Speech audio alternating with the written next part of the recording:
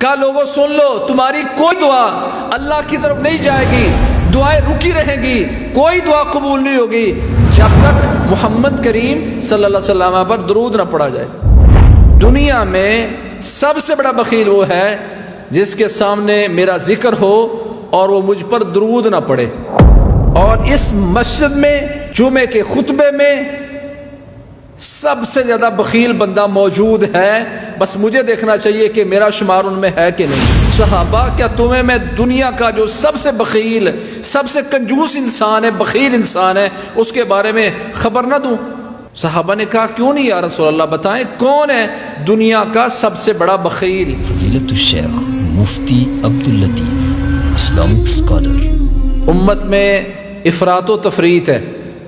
کچھ وہ لوگ ہیں جنہوں نے اپنی طرف سے اسلام میں اضافے کر رکھے ہیں، اسلام کی تعلیمات کو ناکافی سمجھ کر اپنی طرف سے طرح طرح کے درود بنا رکھے ہیں۔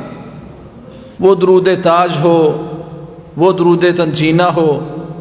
اسلام مکمل ہو گیا ہے، اور مکمل اسلام میں محمد کریم صلی اللہ علیہ وسلم سے درود و سلام کے طریقے موجود ہیں۔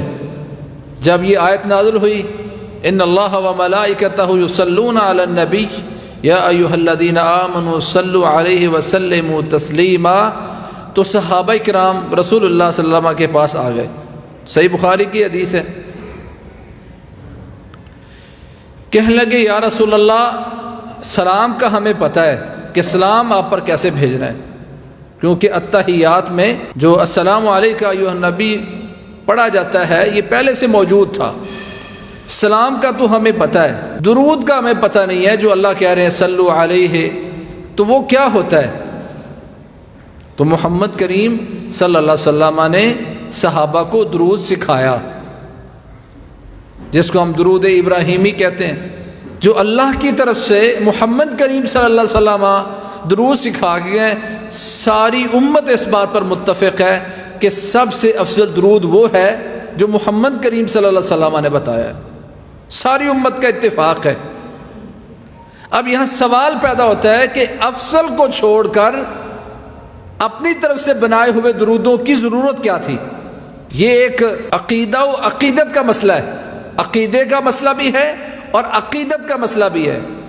جب دین مکمل ہو گیا ہے اور اس مکمل دین میں صلو علیہ وسلم تسلیما کی تفسیر خود محمد کریم صلی اللہ علیہ وسلم نے کی ہے اور ساری کتابوں میں موجود ہے، تو اب کسی کو حق نہیں تھا کہ اس مکمل دین میں اپنی طرف سے کمی بیشی کرے۔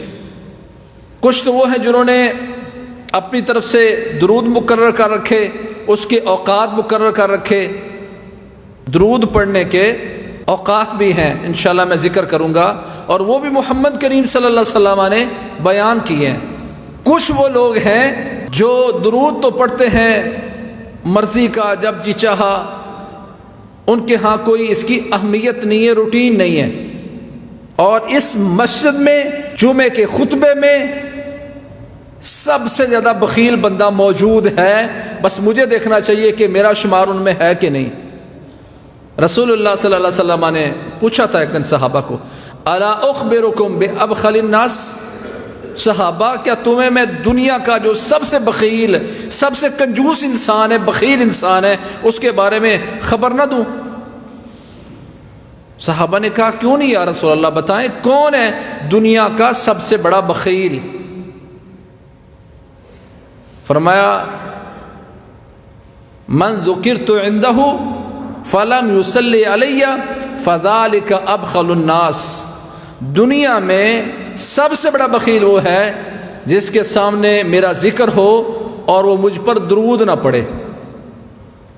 خطبہ جمعہ میں کثرت سے رسول اللہ صلی اللہ علیہ وسلم کا نام آتا ہے، اور یہاں گونگے بہرے بیٹھے ہوتے ہیں جو دنیا کے سب سے بڑے بخیل ہیں، اور ان کو احساس بھی نہیں ہے۔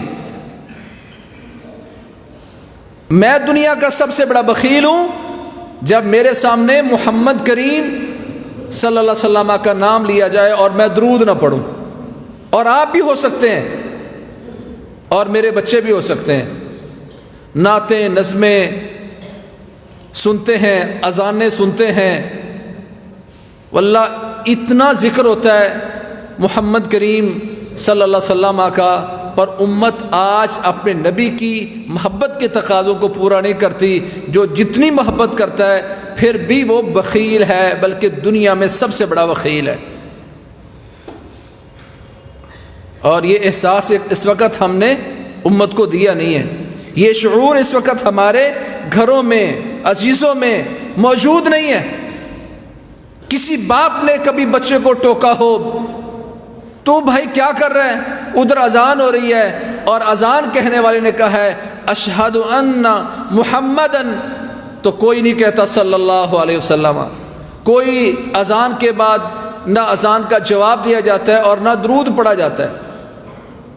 محدثین نے اس پر لکھا ہے باقاعدہ کہ اگر رسول اللہ صلی اللہ علیہ وسلم کا نام نماز کے اندر بھی آ جائے، مثلا آیت پڑھی جائے محمد الرسول اللہ، تو نماز کے اندر صلی اللہ علیہ وسلم تو کوئی نہیں کہے گا۔ تو اتحیات میں درود اسی لیے رکھا گیا ہے کہ اگر نماز میں یا باہر اذان کو دے رہا اور آپ نماز پڑھ رہے ہیں، اس کے اندر آپ جواب نہیں دے پاتے، تو اتحیات میں درود اسی لیے رکھا گیا ہے تاکہ رسول اللہ صلی اللہ علیہ وسلم کا ذکر ہوا تھا اور آپ درود نہیں پڑھ سکے تو آخر میں پڑھ سکیں۔ کل دعاء محجوب حتی یصلی علی النبی صلی اللہ علیہ وسلم، کا لوگوں سن لو، تمہاری کوئی دعا اللہ کی طرف نہیں جائے گی، دعائیں رکی رہیں گی، کوئی دعا قبول نہیں ہوگی جب تک محمد کریم صلی اللہ علیہ وسلم پر درود نہ پڑھا جائے۔ خیر کی بات آگے شیئر کیجیے اور اپنے لیے صدقہ جاریہ بنائیے۔